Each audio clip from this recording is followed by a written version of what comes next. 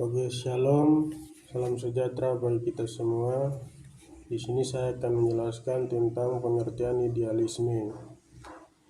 Jadi idealisme adalah salah satu aliran filsafat yang berpaham bahwa pengetahuan dan kebenaran tertinggi adalah ide.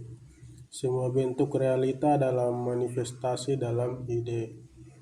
Karena pandangannya yang idealis itulah idealisme sering disebut sebagai lawan dari aliran realisme.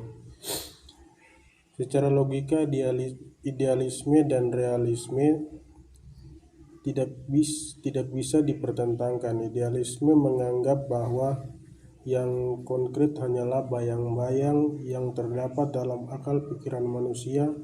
Kaum idealisme sering menyebut ide atau gagasan. Sedangkan Marxisme adalah sebuah paham yang berdasar pada pandangan-pandangan Karl Marx.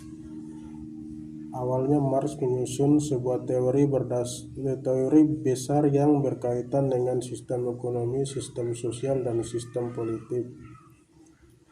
Pengikut teori ini disebut sebagai Marxis. Jadi pada tanggal 8 Januari 1918, Presiden Wilson dalam pidatonya di sesi gabungan Kongres Amerika Serikat merumuskan gagasan di bawah 14 kepala terpisah tentang sistem esensial penyelesaian pasca Perang Dunia I. Teks dari 14 poin adalah sebagai berikut. 1. Buka perjanjian perdamaian dicapai secara terbuka. Setelah itu tidak akan ada pemahaman internasional pribadi dalam bentuk apapun, tetapi diplomasi harus dilakukan secara terbuka di depan umum. 2. Kebebasan mutlak berlayar di laut, di luar perairan teritorial, baik dalam damai maupun dalam perang, kecuali laut dapat ditutup seluruhnya atau sebagian oleh tindakan internasional untuk penegakan konvensi internasional.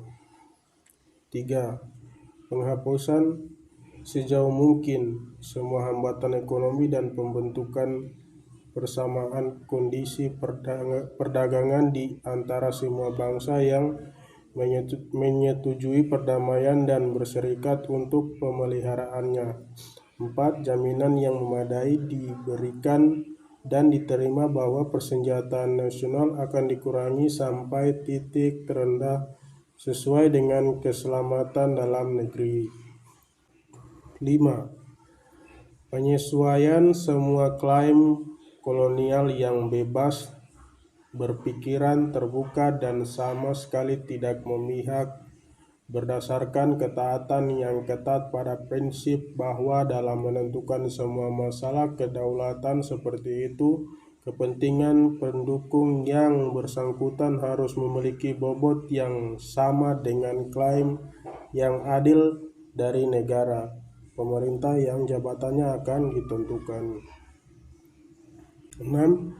Evakuasi seluruh wilayah Rusia dan penyelesaian semua masalah yang mempengaruhi Rusia, yang akan menjamin kerjasama yang terbaik dan bebas dari negara-negara lain di dunia dalam memperoleh kesempatan tanpa hambatan dan tanpa malu untuk penentuan independen dari perkembangan politiknya sendiri dan kebijakan nasional, dan meyakinkannya akan sambutan yang tulus ke dalam masyarakat negara-negara bebas di bawah lembaga-lembaga yang dipilihnya sendiri, dan lebih dari sambutan, bantuan juga segala jenis yang mungkin dia butuhkan dan mungkin dia inginkan. 7. Belgia, seluruh dunia akan setuju, harus dievakuasi dan dipulihkan tanpa ada upaya untuk membatasi kedaulatan yang dia nikmati bersama dengan semua negara bebas lainnya. Tidak ada tindakan lain yang akan berfungsi, karena ini akan memulihkan kepercayaan di antara bangsa-bangsa dalam undang-undang yang telah mereka tetapkan dan tentukan sendiri untuk pemerintahan hubungan mereka satu sama lain. Tanpa tindakan penyembuhan ini, seluruh struktur dan kebahasaan hukum internasional selamanya terganggu. 8. Sebuah wilayah Prancis harus dibebaskan dan bagian yang diserbu dikembalikan, dan kesalahan yang dilakukan terhadap Prancis oleh Prusia pada tahun 1871 dalam masalah Alsace-Lorraine yang telah meresahkan perdamaian dunia selama hampir 50 tahun harus diperbaiki, dan dalam perdamaian dapat sekali lagi dibuat aman untuk kepentingan semua. 9. Penyesuaian kembali perbatasan Italia harus dilakukan sepanjang garis kebangsaan yang dapat dikendalikan dengan jelas. 10. Rakyat Austria-Hongaria yang tempatnya di antara bangsa-bangsa yang ingin kita lihat terlindungi dan terjamin harus diberikan kesempatan dan paling bebas untuk perkembangan otonomi.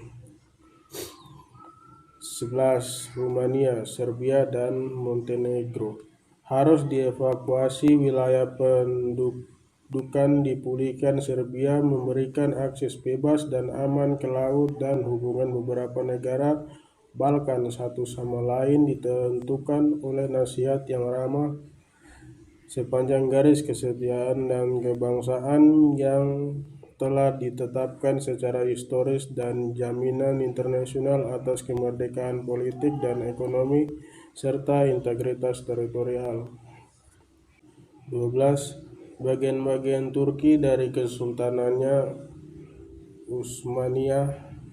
Utsmaniyah saat ini harus dijamin kedaulatannya, tetapi bangsa-bangsa lain yang sekarang berada di bawah kekuasaan Turki harus dijamin keamanan hidupnya yang tidak diragukan lagi, dan kesempatan pengembangan otonom yang benar-benar tanpa gangguan, dan Dardanella harus secara permanen dibuka sebagai jalur bebas ke kapal dan perdagangan semua negara di bawah jaminan internasional. 13. Sebuah negara Polandia yang merdeka harus didirikan, yang harus mencakup wilayah yang dihuni oleh penduduk Polandia yang tidak dapat disangkal, yang harus menjamin akses bebas dan aman ke laut, dan kemerdekaan politik dan ekonomi secara integritas wilayahnya harus dijamin oleh konvensi internasional. 14. Yang terakhir yaitu perhimpunan untuk bangsa-bangsa harus dibentuk di bawah perjanjian-perjanjian khusus untuk tujuan memberikan jaminan bersama atas kemerdekaan politik dan integritas teritorial bagi negara-negara besar maupun negara-negara kecil. Jadi di sini manfaat mempelajari teori hubungan internasional adalah menjamin kelangsungan hidup antar bangsa di tengah kehadiran bangsa lain, membangun solidaritas antar bangsa agar saling menghargai, membantu menyelesaikan konflik antar bangsa atau negara, menjadi jalan untuk membentuk dan menjaga perdamaian dunia.